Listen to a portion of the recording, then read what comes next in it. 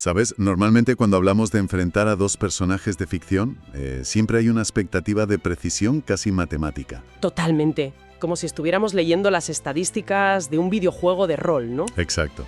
En plan, este personaje tiene un 9 en fuerza, este otro un 8 en agilidad. Así que haces los cálculos, cruzas los datos y dices, pues ahí lo tienes, el ganador indiscutible. Claro. Nos reconforta pensar que el poder se puede meter en una hoja de cálculo. Sí. Es una tentación muy humana. Queremos categorizar el conflicto, reducirlo a variables medibles porque, bueno, lo binario es muy fácil de digerir. Ya ves. El problema es que las hojas de cálculo no sangran, no tienen traumas de la infancia y desde luego no sienten la fuerza. Y por eso mismo, hoy vamos a tirar a la basura todas esas tablas de Excel y dar la bienvenida a quienes nos escuchan a una nueva inmersión profunda. Y vaya inmersión tenemos hoy preparada, ¿eh? Madre mía, es que tenemos sobre la mesa una montaña monumental de fuentes documentales, tratados sobre doctrinas de combate con sables de luz, hilos de debate interminables, novelas del universo expandido y análisis súper exhaustivos de los propios creadores. Una auténtica barbaridad de información. Una barbaridad, sí. Y la misión de este análisis a fondo no es recrear un debate de patio de colegio sobre quién pegaría más fuerte. Queremos diseccionar a dos figuras icónicas y, diametralmente opuestas de la galaxia de Star Wars. Hablamos de Luke Skywalker y Darth Maul. Dos personajes fascinantes, desde luego. Porque la idea es entender algo mucho más complejo, cómo el entrenamiento, la filosofía de combate y sobre todo la psicología dictan el verdadero poder. Porque dominar una habilidad a la perfección no sirve de absolutamente nada si tu mente se ha convertido en una prisión. Esa es la distinción crítica que separa a un simple luchador de un verdadero maestro, ¿eh? Ajá. La forma en que un individuo se mueve en combate, el arma que elige, cómo responde a un ataque. No son solo mecánicas físicas. Es como una radiografía, ¿verdad? Exacto, es un escáner directo a su mundo interior y a las cicatrices que arrastra. Pues para entender a estos dos guerreros, propongo que empecemos por los cimientos de su estilo de combate, porque la forma en que luchan revela exactamente quiénes son. Y si miramos los cimientos de Darth Maul, su técnica delata un trauma inimaginable. Tela con los orígenes de Maul. Sí, es que cuando leo los textos sobre su origen, no veo a un estudiante aprendiendo un arte marcial. Veo a alguien a quien le han extirpado cualquier rastro de humanidad para dejar solo la rabia. Es que es tal cual. Sidious no estaba educando a un alumno, estaba forjando un arma de asedio biológica. ¿Un arma? Sí. Maul, siendo un joven Zabrak, fue arrancado de su planeta natal y sometido a unas condiciones extremas, pero extremas de verdad. Brutales. Su entrenamiento consistía en la supervivencia pura. Se enfrentaba a asesinos y droides en entornos letales, donde cualquier mínima muestra de piedad era castigada con un dolor físico agónico por parte de su maestro. Madre mía. Y claro, esto moldea directamente su elección de combate. Maul empuña un sable de luz de doble hoja. Que es un arma rarísima. Rarísima, y que requiere una destreza casi suicida. Porque un error de cálculo milimétrico y te amputas tus propias extremidades. Ya ves. Y para manejarla recurre a la forma 7, el Huyo, combinada con la forma 4, el Ataru. Vale, espera, para no perdernos en toda esta jerga técnica de los Jedi. El Ataru es la forma acrobática, la que usaba Yoda, ¿verdad? Volteretas, saltos constantes, usar la fuerza para abrumar desde el aire. Eso es, pura agilidad. Pero, ¿qué hace que el Huyo sea tan particular y sobre todo tan peligroso? Pues el Huyo es la forma más viciosa que existe. De hecho, la Orden Jedi la tenía prácticamente prohibida. ¿Ah, sí? Sí, porque su mecánica requiere canalizar la oscuridad interior, la ira y la malicia directamente hacia el oponente. No hay movimientos defensivos elegantes. Es un torrente de pura agresividad sin pausas. Ir a saco, básicamente. Exacto, ir a saco. Cuando Maul ataca, no busca desarmar, busca colapsar el sistema nervioso de su enemigo. El Ataru le da esa movilidad impredecible y el Huyo le da la ferocidad implacable. Es un diseño táctico creado para abrumar a los Jedi pacíficos de la República. Claro, unos Jedi que llevaban milenios sin ver a un Sith de verdad. totalmente desprevenidos. Y en el extremo opuesto del espectro tenemos el desarrollo marcial de Luke Skywalker. Y lo irónico de las fuentes es que nos muestran que el camino del gran salvador de la galaxia no está pavimentado con movimientos suaves o técnicas evasivos pacifistas. Para nada. Es que el manual de The Jedi Path y otros textos señalan que Luke hereda y domina la forma 5, el Gemso, que es exactamente el mismo estilo brutal que usaba su padre, Darth Vader. Sí, el Jameson nace de la frustración de algunos Jedi con estilos que eran demasiado pasivos. Su filosofía central es la dominación física y el control cinético. O sea, nada de esquivar. Nada. No esquivas el golpe del oponente, lo interceptas de frente, absorbes la energía cinética de su ataque y usas esa misma inercia para devolver un contraataque devastador que rompa su postura. Buf. Hablamos de maniobras como la avalancha descendente. Que suena terrible. Y lo es. Consiste en alzar el sable y dejarlo caer con tanta fuerza bruta que, incluso si el enemigo logra bloquearlo, el impacto destrozará sus muñecas o lo derribará por puro peso. Vale, vamos a desgranar esto. Porque las imágenes mentales que nos dejan las fuentes son súper reveladoras. O sea, es como si Maul fuera un coche de Fórmula 1 sin frenos. Me gusta esa comparación. Diseñado con una aerodinámica hiperagresiva para arrasar en los primeros 10 segundos de la carrera, generando puro caos. Sí. Y por otro lado, el estilo de Luke, ese Gemso es como el tanque defensivo, diseñado para plantarse en el sitio, recibir el impacto de un proyectil en su blindaje más grueso y girar el cañón para devolver un disparo con el doble de potencia destructiva. Es una analogía mecánica muy precisa, la verdad. Maul busca el desborde inmediato, el colapso psicológico de su rival en los primeros compases del duelo. Ajá. Y Luke, en cambio, busca la apertura estructural. Él espera el choque, aguanta la presión y responde cuando el oponente está desequilibrado. Pero aquí los manuales me generan una duda importante y tengo que hacer de abogado del diablo un momento. Dime. Si la mecánica del Gemso exige una aplicación de fuerza tan pesada, contundente, dominante, ¿no es esto una puerta trasera enorme hacia el lado oscuro? O sea, Anakin Skywalker usó este mismo estilo para imponer su voluntad sobre los demás hasta convertirse en el monstruo que conocemos. Claro. ¿Cómo es que Luke, usando la misma violencia cinética, no corre el riesgo constante de corromperse? Lo fascinante aquí es cómo la literatura del universo aborda ese delicado equilibrio. A ver, la técnica marcial por sí sola no te corrompe. Vale. Es la intención detrás del golpe. Las fuentes explican que Luke purifica el Gemso a través de un rasgo psicológico fundamental que a Vader le faltaba. La compasión. Exacto. La compasión incondicional hacia sus oponentes. Luke golpea con la fuerza de un meteorito, sí, pero no para castigar o por un deseo de superioridad. Su intención cinética está enfocada en neutralizar la amenaza y proteger. ¡Qué interesante! Esa compasión actúa como un amortiguador emocional. Golpea duro, sí, pero no odia a quien está golpeando. Y esa es una frecuencia emocional que el cerebro de Darth Maul simplemente no puede procesar. Imposible para él. Debido a las torturas de Sidious, Maul vería la empatía como un fallo crítico en el sistema, o sea, una debilidad repugnante. Para Maul, la empatía es una vulnerabilidad fatal. Y paradójicamente, esa incapacidad para comprender emociones más allá de la rabia es lo que nos introducen en el verdadero campo de batalla de estos personajes. La mente. La mente. Cuando los músculos se cansan y los sables chocan, la mente es la única armadura que importa de verdad. Y la mente de Maul, según analizan profundamente los fans y creadores, es su trampa más mortífera. Es que es una tragedia psicológica, porque repasando los archivos, es innegable que el odio de Maul tiene una potencia biológica asombrosa. Pasmante, diría yo. En Naboo, Obi-Wan lo parte literalmente por la mitad. Cualquier ser vivo habría muerto en segundos por el shock masivo o la pérdida de sangre. Desde luego. Pero los textos detallan que Maul usa el lado oscuro para aferrarse a la vida. Canaliza una furia tan abisal que mantiene sus órganos funcionando artificialmente. Es que es muy fuerte. Acaba en un vertedero, perdiendo la cordura por completo, y por pura fuerza de voluntad vincula chatarra a sus terminaciones nerviosas para construirse unas piernas de araña cibernéticas. El lado oscuro en ese nivel actúa como un pegamento tóxico. O sea, la alquimia Sith y su propio rencor impidieron que su espíritu abandonara la carne. Ya. El problema, y esto lo subrayan constantemente las fuentes, es el peaje cognitivo de esa supervivencia. El odio salvó la biología de su cuerpo, pero congeló su mente en ámbar. Uf, qué buena forma de expresarlo. Maul sobrevivió, sí, pero nunca superó el momento de su derrota. Se quedó estancado en ese foso de Naboo para siempre. Y la prueba definitiva de este estancamiento mental nos la da Dave Filoni, Un genio. uno de los grandes cerebros detrás de las series animadas de Star Wars, cuando desgrana el duelo final entre Maul y Obi-Wan en la serie Rebels. He visto el vídeo de ese análisis varias veces y es una clase magistral de narrativa visual. Es una maravilla. Estamos en las arenas de Tatooine muchos años después. Obi-Wan es un anciano exiliado. Maul, que sigue consumido por la venganza, lo encuentra. Y el combate dura apenas 3 segundos. 3 segundos que contienen décadas de historia táctica.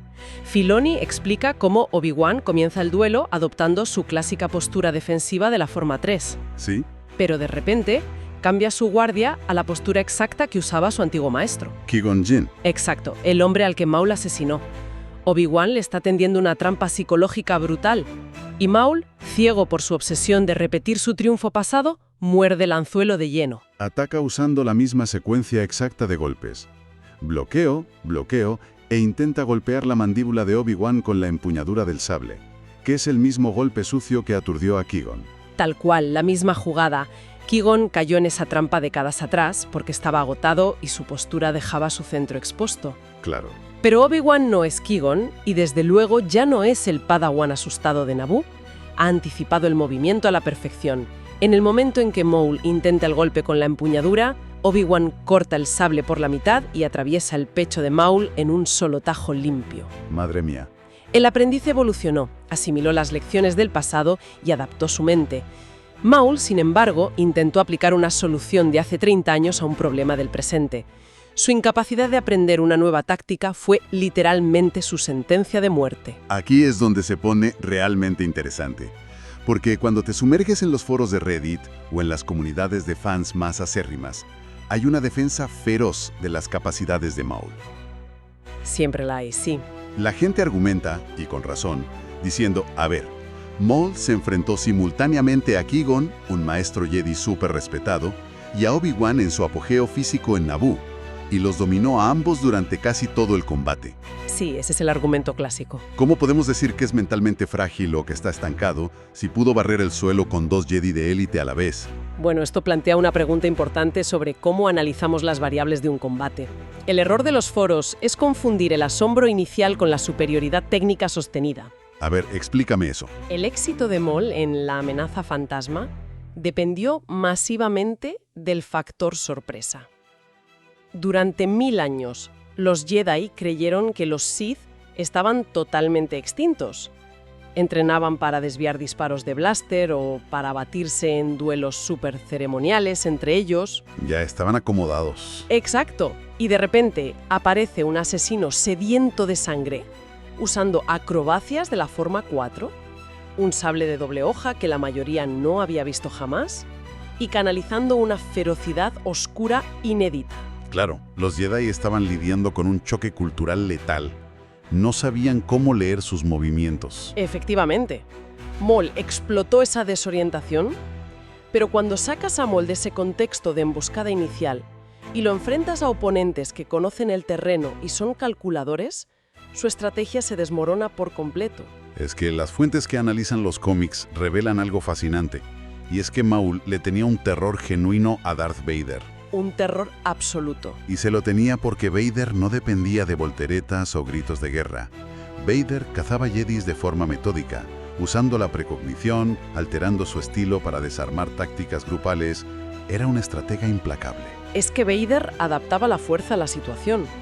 Maul solo sabía usar la fuerza como un martillo. Y esa incapacidad para evolucionar contrasta violentamente con las narrativas que circulan sobre Luke Skywalker.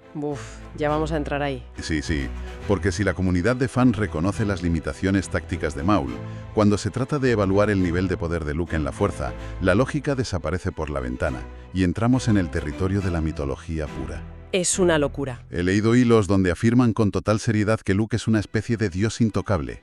A ver, el universo expandido original, lo que ahora está bajo el sello de Legends, es un terreno muy fértil para la exageración. Ya te digo. Las escalas de poder entre ellos.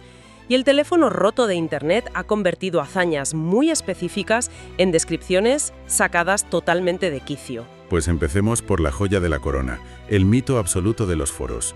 Luke Skywalker usó la fuerza para mover un agujero negro. Madre mía, ese mito. Se usa esta frase como el argumento definitivo de que Luli podría aplastar a cualquier enemigo de la galaxia pestañeando. Es un caso de estudio perfecto sobre cómo la falta de contexto destruye la comprensión lectora de la gente. Totalmente. Si acudimos a la novela original de la serie La Nueva Orden Jedi, en medio de la guerra contra la especie extragaláctica de los Yuuzhan-Vong, Luke se enfrenta a tecnología biológica. Lo que manipula no es un agujero negro supermasivo colapsando una estrella, es un Dovin basal. Vale. ¿Y qué es exactamente un Duvin basal a nivel técnico para quienes nos escuchan? Pues es una criatura alienígena diseñada genéticamente para generar anomalías microgravitacionales. Las naves Vong los usan para propulsarse o para absorber disparos láser, creando pequeños pozos de gravedad muy localizados. O sea, peligrosos sí, pero a una escala diminuta. Exacto. Siguen siendo peligrosos, por supuesto, pero la escala es microscópica en comparación con un fenómeno astronómico de verdad. Entonces Luke no está jugando a los bolos con planetas. Para nada. De hecho, las descripciones de la novela detallan que Luke no movió esta anomalía como quien desplaza una piedra. Tuvo que hundir su mente en la fuerza para encontrar el centro de esa cizalladura gravitacional y sostenerla. Y lo logró a duras penas durante una fracción de segundo. ¿Solo una fracción de segundo? Sí, y el esfuerzo fue tan descomunal y violento para su fisiología que los vasos sanguíneos de sus ojos estallaron. Colapsó en el suelo y estuvo a punto de morir por agotamiento celular instantáneo. Sobrevivió de milagro. Madre mía, qué diferencia con lo que se lee por ahí. Ya ves. Y luego tenemos la otra gran exageración, la famosa batalla contra Abeloth. Se describe a esta criatura en la mitología de Star Wars como la Madre, un ser casi cósmico, un demonio de pura energía oscura. Y los foros sentencian que Luke aniquiló a un dios de la fuerza en combate singular. Otra lectura que omite los detalles más críticos. Las novelas de Fate of the Jedi exponen claramente que la entidad a la que se enfrentó Luke no era Abeloth en la cúspide de su omnipotencia, era simplemente un avatar, una proyección material severamente debilitada. Claro, un detalle sin importancia, ¿no? Ya ves. Además, Luke no la derrotó solo. Se vio forzado a hacer una alianza impensable con el Lord Sith Darth Great, combinando la luz y la oscuridad, porque un solo individuo sería vaporizado en el acto. ¡Wow! Y el detalle más importante, los monólogos internos de Luke en el libro admiten que incluso esa versión debilitada de Abeloth era al menos 12 veces más poderosa que él, en términos de fuerza bruta. Es que es surrealista. Esta dinámica de sobreexagerar hazañas es como si alguien te contara la anécdota de que logró detener un tren desbocado de 300 toneladas con sus propias manos plantándose en las vías. Exactamente. Cuando la realidad documental es que iba dentro del vagón, tiró del freno de emergencia sudando la gota gorda con la ayuda del revisor y se desmayó en el pasillo del esfuerzo. El resultado final es el mismo. El tren se paró, pero la mecánica detrás de la acción cambia por completo quién es el personaje. Si conectamos esto con el panorama general, creo que aquí nos topamos con una lección vital de comprensión de medios para la audiencia. Sin duda. En la era de la información rápida y el clickbait, despojar a un evento de su contexto biológico, físico o narrativo distorsiona completamente nuestra comprensión de la historia. Y en el caso del poder de la fuerza, nos ciega ante lo que realmente hace grandes a estos personajes. Porque la grandeza no reside en mover más kilos de materia con la mente que el oponente. Exacto. Maul usa la fuerza de forma abrumadoramente burda. Empujones cinéticos, asfixia traqueal, potenciar sus saltos.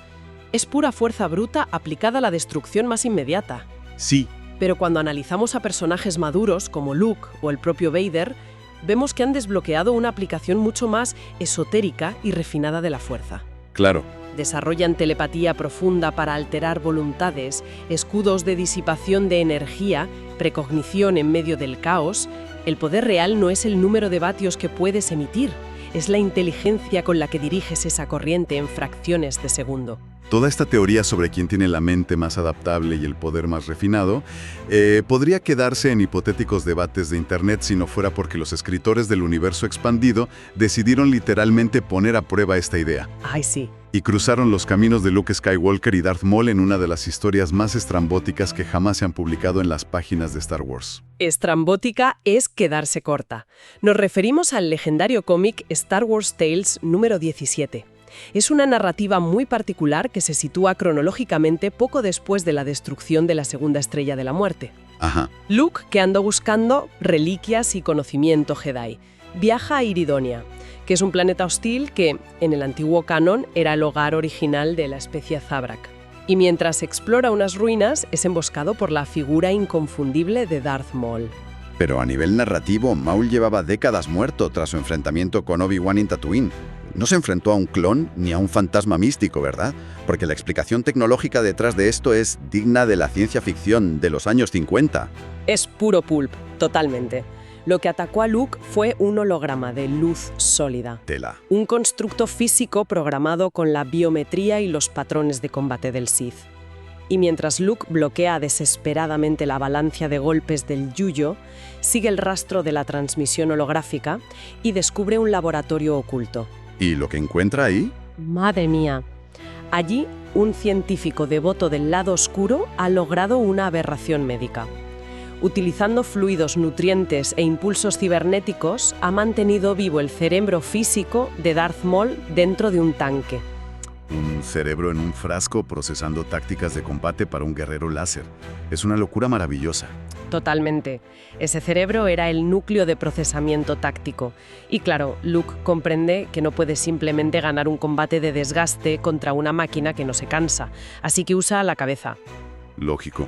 Evade al holograma, localiza la infraestructura vital del laboratorio y la destruye, desconectando el soporte vital del cerebro y terminando con el eco remanente del odio de Maul. Pero claro, destruir un tanque de fluidos con un cerebro no satisface la sed de sangre de los fans más puristas en los foros. Obviamente no. La pregunta que realmente incendia las redes es mucho más directa. Si los ponemos cara a cara, en un escenario neutral, carne contra carne, ¿quién sobrevive? Pues fíjate, los usuarios son sorprendentemente unánimes y muy realistas cuando contextualizamos las épocas. Si tomamos al Luke de El Imperio Contraataca, el chico que abandonó su entrenamiento prematuramente, y lo enfrentamos al Maul de La Amenaza Fantasma, el asesino en la cima de su condición física, ¿Qué pasaría? Maul lo aniquilaría en 20 segundos. O sea, no habría ni combate. Ninguno. En Bespin, Luke carecía de una base técnica sólida. Las descripciones afirman que blandía el sable casi como si fuera un bate de béisbol pesado. Ya ves. Sobrevivió contra Vader únicamente porque Vader estaba realizando una evaluación psicológica de su hijo. Quería agotarlo y reclutarlo, no decapitarlo. Si pones a Maul a esa pasarela, Maul ataca con el único propósito de infligir daño letal en el primer cruce de espadas. Uf. Luke no habría tenido tiempo ni de procesar de dónde venía el golpe. Sin embargo, el otro escenario que plantean las comunidades de fans ofrece un reverso brutal de esa moneda. Si trasladamos el combate unos años al futuro, a la época del gran maestro Luke Skywalker, un hombre que ha interiorizado el Yemso, que domina sus emociones y que comprende la red interconectada de la fuerza, Las estadísticas se invierten por completo. totalmente. Luke desarmaría a Maul sin siquiera sudar. Sería una exhibición de maestría sobre fuerza bruta. Maul golpearía un muro de compasión y defensa inquebrantable y acabaría desestabilizándose por su propia rabia, como siempre le pasa. Entonces, ¿qué significa todo esto a fin de cuentas? Si Luke, que empezó a entrenar cuando ya era un adulto joven, a los 19 años, acaba superando de forma tan astronómica a un asesino como Maul, que fue sumergido en el combate a muerte literalmente desde que empezó a caminar, ¿significa que el tiempo dedicado al entrenamiento es una métrica irrelevante? Es una gran pregunta. ¿Cómo logra superar a alguien que ha dedicado cada segundo de su existencia a perfeccionar el arte de matar? Pues nos indica que la cantidad de tiempo es secundaria frente a la calidad de la adaptación mental. La clave es la maleabilidad de la conciencia. Ujú. Recordemos que Luke fracasó estrepitosamente en la prueba de la cueva oscura en Dagobah. Y no fracasó porque le faltaran músculos o porque no supiera ejecutar un salto de Ataru. Calor fracasó por su rigidez mental. Exacto, por sus miedos no resueltos. Pero el rasgo definitorio de Luke es que procesa el fracaso, lo interioriza y reescribe su propio código moral. Evoluciona.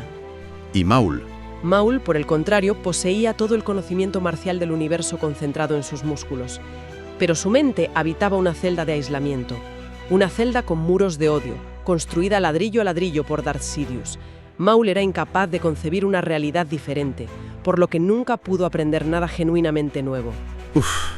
esa imagen es demoledora de verdad. Una prisión invisible de trauma que ningún sable de luz, por muy afilado que esté, puede atravesar.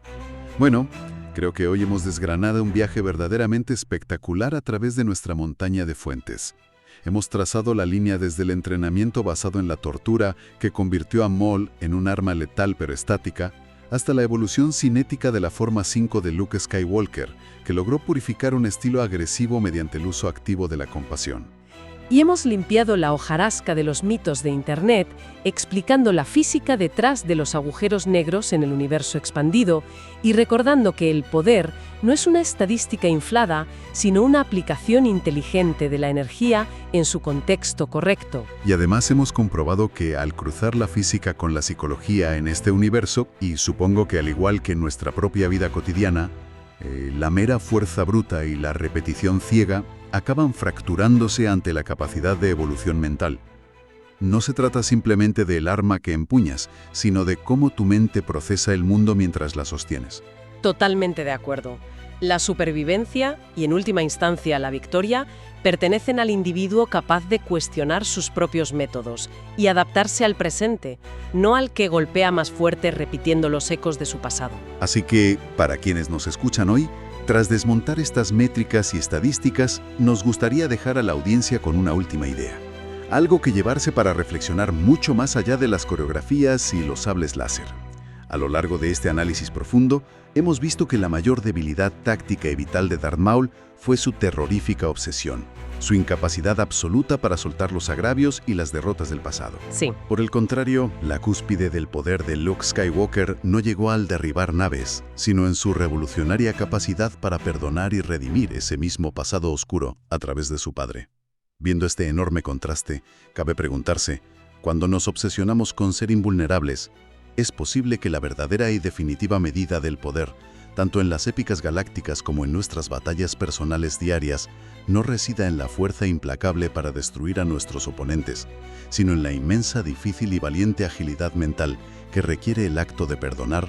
Buf, es una reflexión profunda, de las que realmente te obligan a reevaluar qué significa ser fuerte. Y con ese pensamiento cerramos nuestra sesión de hoy. Muchísimas gracias por acompañarnos a desmontar estos mitos, por explorar la psicología detrás del sable y por atreverse a mirar más allá de las estadísticas. Nos escuchamos en la próxima Inmersión Profunda.